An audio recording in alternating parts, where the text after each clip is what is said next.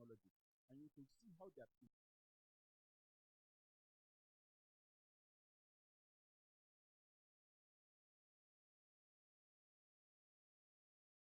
impacted in the development of the media, not just in one part of the world, but even here in Kano and in the north generally. Today we could broadcast online, we send messages or television signals online. All of these things are aspects of media development. So when we are talking of that, we shouldn't just talk of northern Nigeria, we should talk of the world generally. Then politics. Politics have also impacted generally on the development of the media in Nigeria, and specifically in the north. First, state creation. Each time a state is created, first we had just the MBC, Kaduna, and some few provinces, and then the south. With the creation of states in 1967, every state established its own radio station.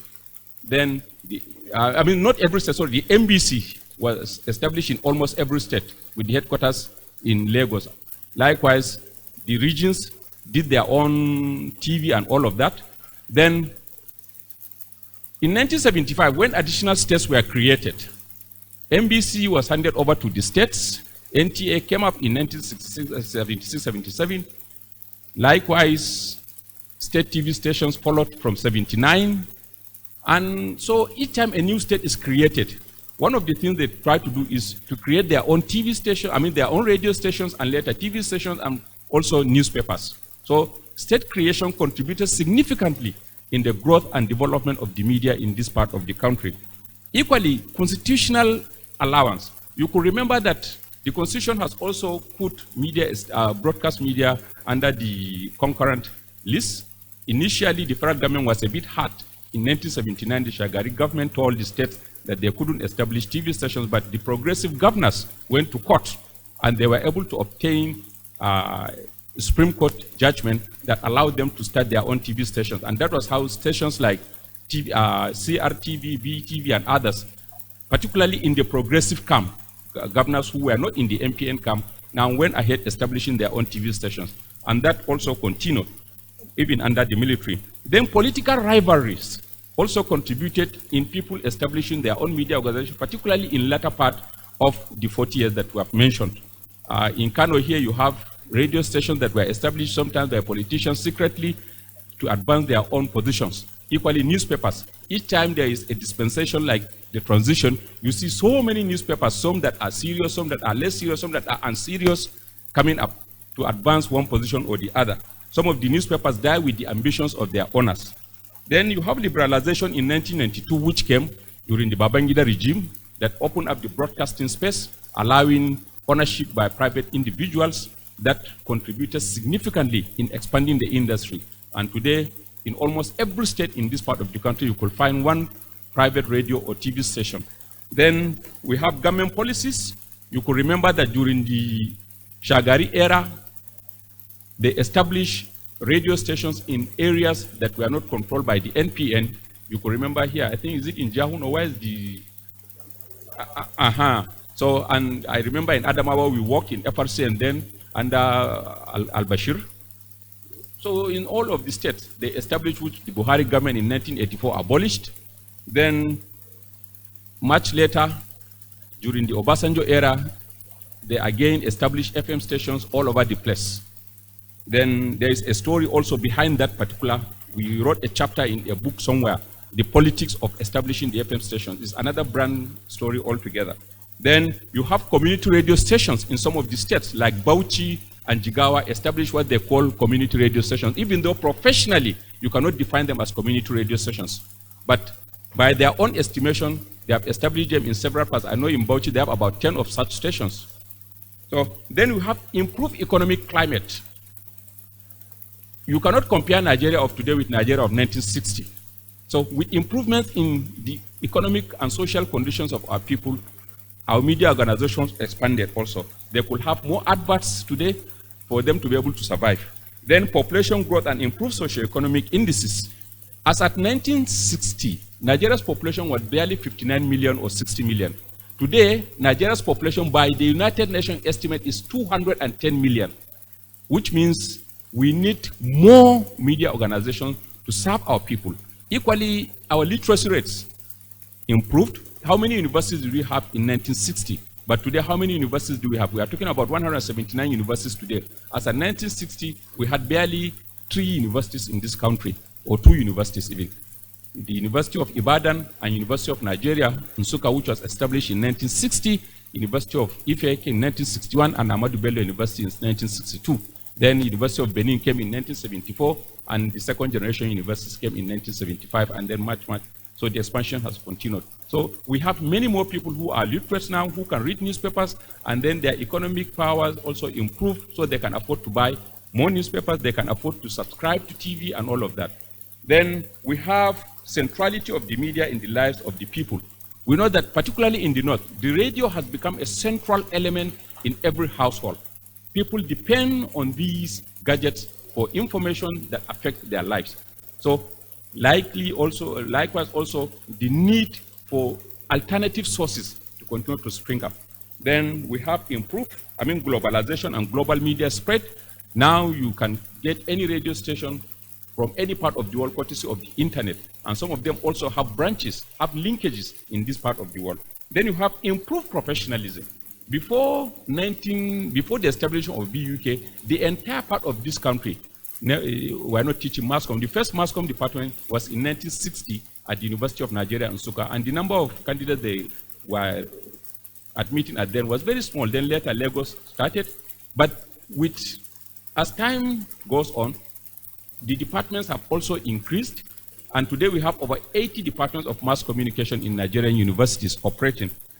If you go through the history of professionalism in the media industry in this part of the country, you realize that there were three major modes of entry and qualification in the sector. Number one, most of them were employed without professional qualifications, but they learned on the job. They went on training, they went on attachment to places like BBC, Fleet Street, and others, and came back. But because of the passion and interest they had, they were able to sustain their interest on the jobs and also rise. But today, you could employ mass communication graduates, journalism graduates, they are all over the place. Just like how the Kannywood industry started, you realize that most of those who entered from the beginning did not necessarily study film or theater, but based on interest, they were able to professionalize themselves in the business. Then, of course, the rise of Abuja and other centers of power in the north. Abuja became a major, the capital of Nigeria, so a lot of media establishments also grew up in Abuja. Likewise, places like Kaduna that are considered as centers of power and the various state capitals. So they have also sort of given rise to a lot of media organizations and media professionals. Then, of course, colonial policies that gave birth to radio and film. I wouldn't want to go into that. Then, in the beginning, there were newspapers, government newspaper, which was Gaskia Tafi Kobo, and some few private ones by Duse Mohammed and others, which were connected to the NC here in Kano. And then radio came. I have told you about the MBC, which started in Kaduna and then had branches in places like Katsina, Zaria, Maiduguri, Jos, and others. In fact, it was our uncle who started the MBC station in Jos in 1949.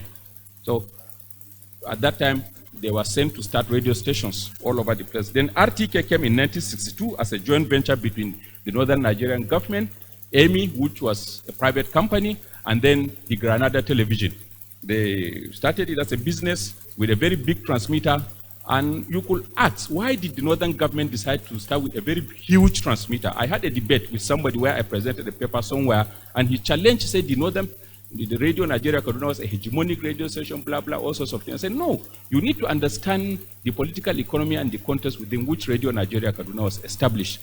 The North, which comprises of the 19 states as at today, needed a very big transmitter to be able to cover it. You can cover Lagos with an MW transmitter, the whole of Western Zone. You can cover the whole of the Eastern Zone with MW transmitter, but you can't cover the whole of the Northern Zone with an MW transmitter alone. And not only that, you look at the literacy level of the people as at the time, and you look at the infrastructural development.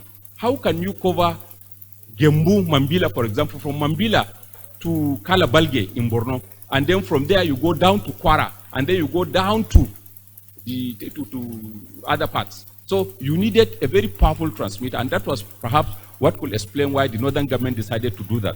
Then later, it also started with TV, but TV couldn't go far. So the states in the North established their own TV stations. Here in Kano, Benue Plateau TV, and some few others. Northeastern State was not able to start its own TV before 1975 for some reasons.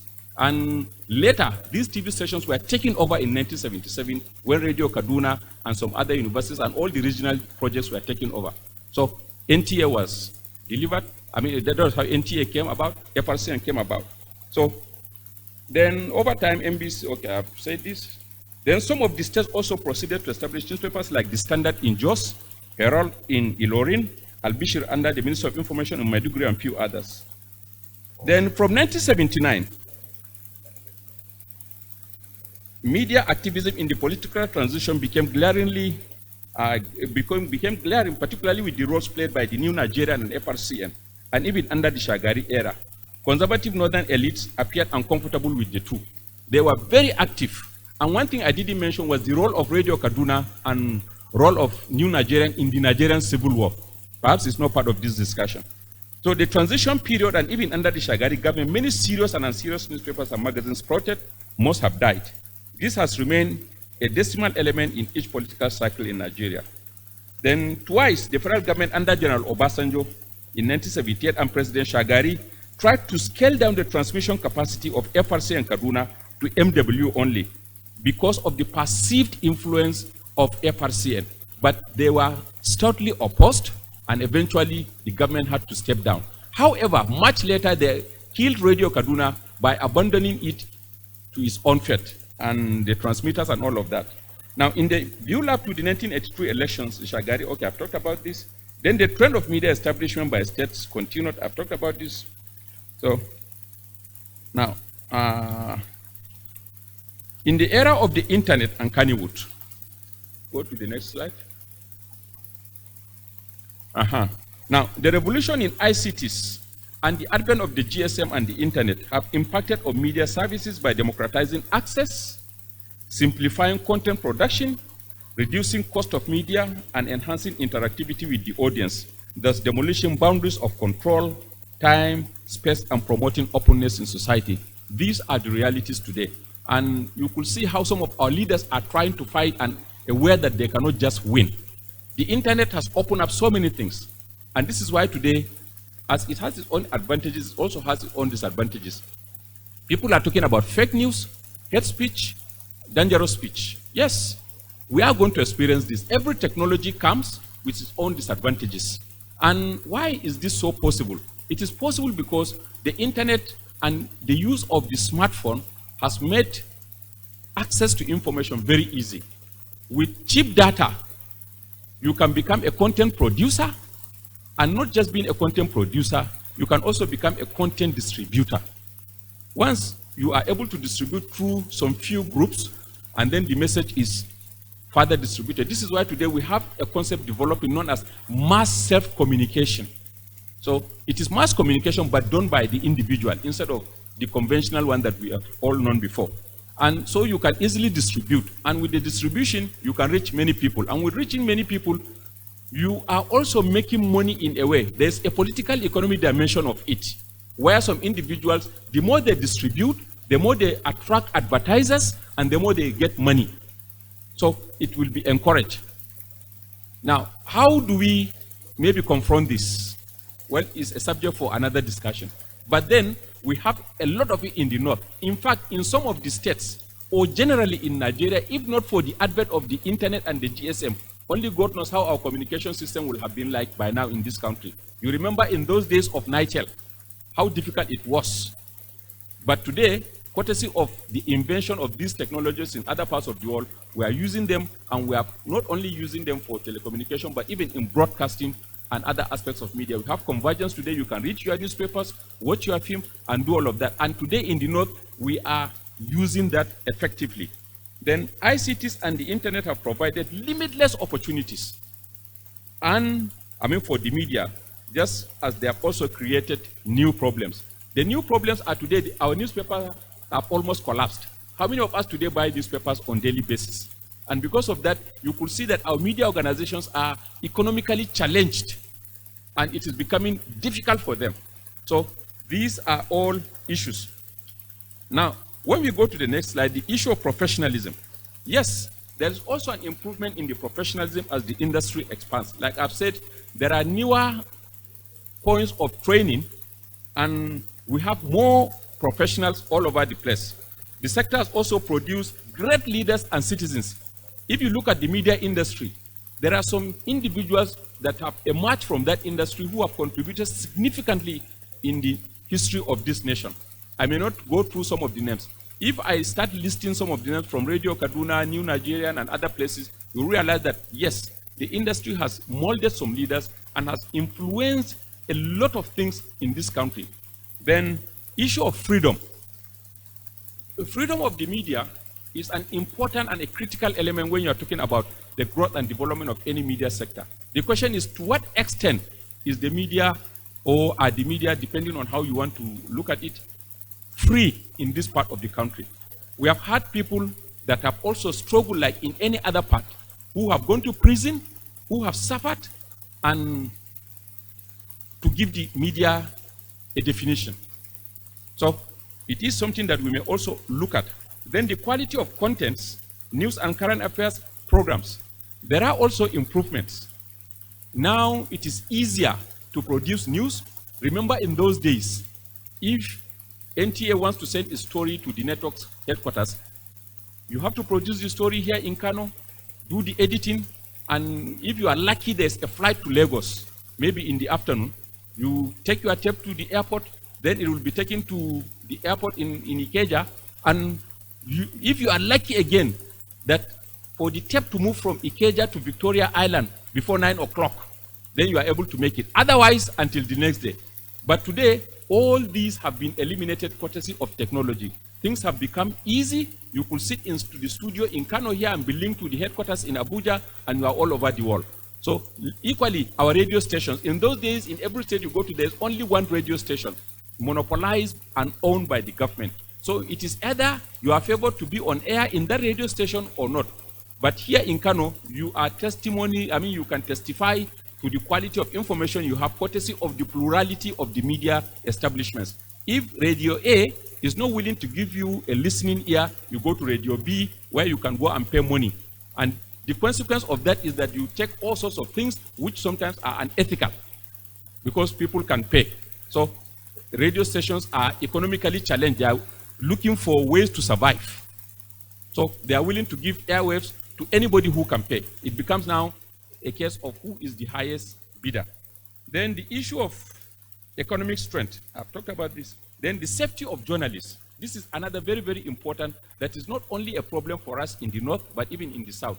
And when we talk of safety of journalists, we are referring to about few things. Number one, how economically safe are our journalists? When we talk of economic safety, remunerations, your salaries, and even your retirement benefits. Safe are you in this respect? Then physical safety. We have lost a number of journalists who were senior journalists. They were killed by the Boko Haram crisis in Buri alone. And after that, many more were wounded, and so many other things have been happening to them. So anywhere you go, these individuals are, we have gender. They are also present, our own journalists also. Then influence of Hausa services from BBC, Deutsche Welle, VOA, Beijing, and all of that. You see, our people have become like slaves to some of these international radio stations. They wake up 6 o'clock listening to VOA, 6:30 listening to BBC, 7 back to whatever, 8, so the whole day they spend listening to these international radio stations. But they hardly do they care to give equal attention to FRCN or to some of our radio stations internally. Why is it so? Because of the quality and credibility of the messages of our radio stations here. And when we talk of credibility, we are talking of what? We are talking of truthfulness, we are talking of competence, we are talking of relevance, we are talking of dynamism. These are the things that influence believability and credibility of messages for people to understand and accept. So to what extent are these things also reliably obtainable in this part of the country? Is an issue we need to look at. Then inability to sufficiently understand and effectively mainstream cultural diversities in programming and in the communities of service. Diversity is an important thing. This part of the country is plural, is diverse in almost every respect. But some of the radio stations and some of our TV or newspapers sometimes claim homogeneity, as if they are just addressing one community without taking into consideration the existence of other communities. Unfortunately, some of these policies are even reflected in the quality of what our governments do, and they are reflected in our media.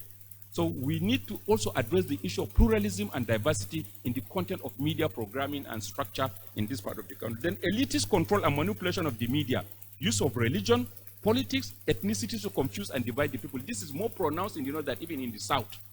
How people use religion, come into the media to pontificate things that they do not believe in, and yet confuse the rest of Nigerians.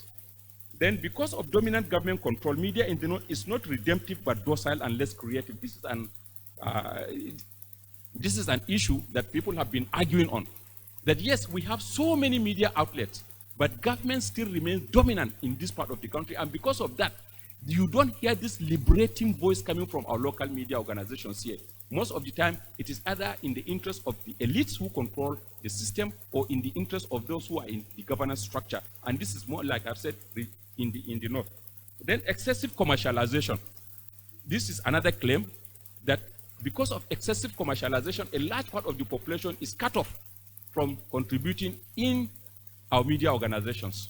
Then large areas of the north are undercovered or underserved with media signals. Yes, if you are driving your car from here to Maiduguri, kilometers outside of Duse, you will be without any signal.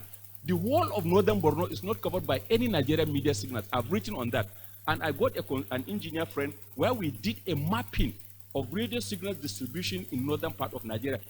Many parts of this country are not covered by any radio signals in the north. So the people are just on their own. It's either you listen to BBC or now with these gadgets, people listen to the handsets. And this is not strategic. This is the security. I wanted to write a big paper, but I was told I had only 20 minutes. So I summarized everything in this form so that I do not come to bore you and then breach the 20 minutes I was given. So thank you very much for your understanding.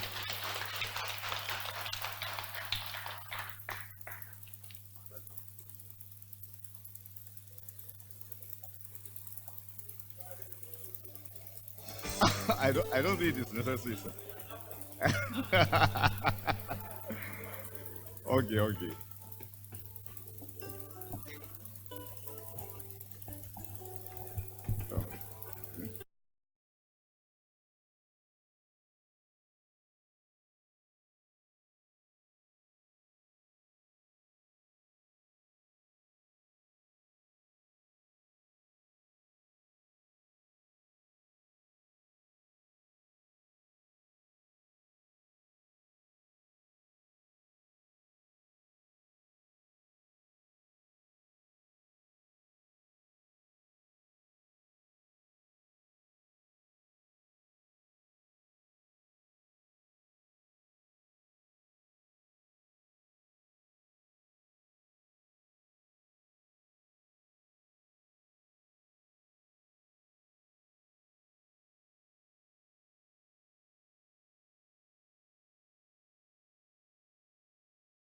Paper presentation by Professor Umar Pati of Bayero University.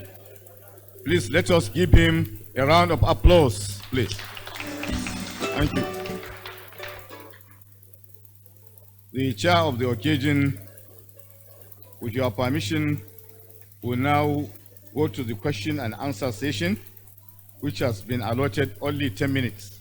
So I believe whoever wants to ask a question should raise his or her hand so that after recognizing the person, we give the mic so that the question can be asked. The professor is ready to answer. So the floor is open. We have only 10 minutes, please. Okay.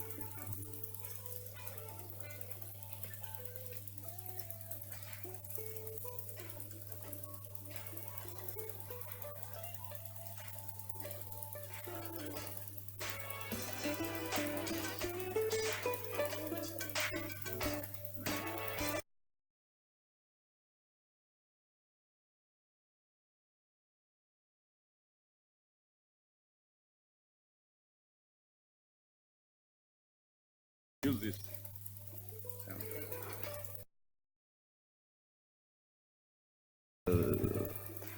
MC. Mine is rather an observation, like the chair earlier made an at the remark regarding the. Okay, my name is Ademi Isa Babra from the Department of English and Literary Studies, Bayero University, Kano. Mine is like an observation, like the chair earlier made a remark regarding the looking at the nature of the weight of the presentation made by Professor Pate. I think I also need to make a point here, especially for people from different organizations such as the filmmaking industry, the field of journalism, and other relevant stakeholders. I think looking at the representation here we have, I am still going to appeal to the different practitioners to be participating fully in this kind of engagements, because looking at the nature of this little or rather small but mighty presentations made, they need to go home with a number of issues raised here, and they will be of a very big benefit or rather huge importance to the practitioners, especially not only the academics, but rather the politicians. For example, in terms of film making, I can only see people like Alassane Kwale, and from field of journalism, just very few faces that are practitioners of that particular area. So please, I'm appealing to those different practitioners to participate in a number of engagements fully in subsequent events like this. Thank you very much. Thank you, Barbara. Next.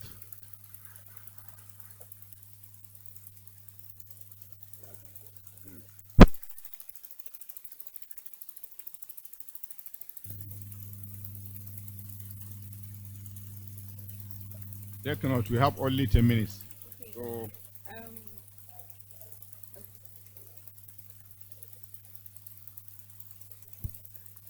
Good day, everyone. My question, I'm Zainab Nasser Ahmad. My question goes to Professor Fatih. And during his paper presentation, he made mention of some challenges faced by the media. So, how can the challenge be overcome? The challenges.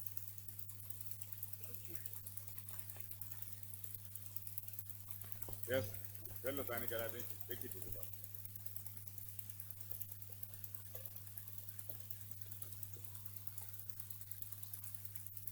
The professor is taking down the questions. He will later on answer all. Great Chairman, distinguished colleagues. Like my brother said, Dr. Bala Mohammed, I believe when you see Professor Patti in this hall within the present time, I may not be surprised to find him around the US or somewhere in the world, because not quite 72 hours, I realized the professor was in the UK. I'm surprised he made it here. I salute you for all the good things that you have been doing to the profession. I like to raise this issue that, Prof, you and other practitioners and all the stakeholders in Nigeria, media stakeholders, I think, sir, we have a lot of work to do in this country. As long as the media allows itself to be used by certain primordial interests, people who have gone to school, people who have through the various aspects of this profession. Some of us still allow ourselves to be used in the area of university for the decay in our system. As long as who are in the media see themselves as people coming from a particular region and they don't consider the national interest, I think the university professors is in charge of communications and all other stakeholders of us. We are aware of the situation whereby there is an issue that is very clear to one and all, but some sections of the Nigerian media will always give it a particular treatment, taking into danger the unity of any event him after performing diligently. And also, Danchie, he has just